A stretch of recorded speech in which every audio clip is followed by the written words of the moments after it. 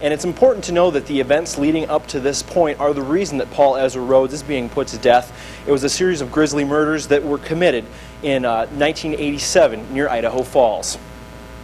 Very interesting stuff. 44-year-old Amy Morgan remembers that terrifying winter in Idaho Falls. He abducted a school teacher about 2.5 miles from my home. Morgan was just 20 years old when Paul Ezra Rhodes went on a killing spree. The year was 1987. I was angry more than anything. Rhodes robbed, then kidnapped 21-year-old Stacy Baldwin, who was working at this Twin Falls convenience store. It was the night of February 28th. He drove to the Snake River, tried to rape her, then shot Baldwin 3 times, leaving her to die. Lieutenant Paul Newbold investigated the crimes. People were afraid to go out. People were afraid to, be by themselves.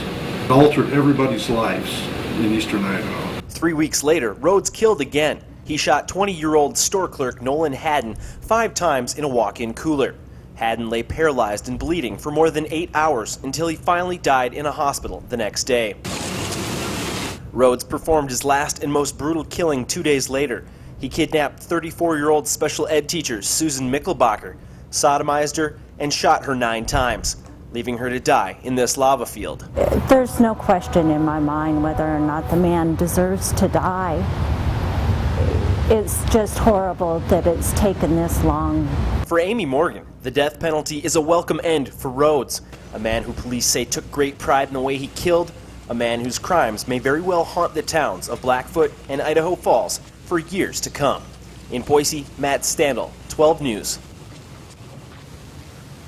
At the Idaho Maximum Security Institution framed by dawn. Deep within that security institution behind me, behind all the barbed wire that you can see, is cell block F, and that's where Paul Ezra Rhodes is right now, lying strapped to a gurney with needles in his veins awaiting his death. Now, we are expecting to hear the results of the execution within the next 15 to 20 minutes. The Ada County coroner will pronounce Paul Ezra Rhodes dead after the execution, and we'll have a live update for you guys at 8:30 right here. Reporting live in HD, Matt Standal, 12 News.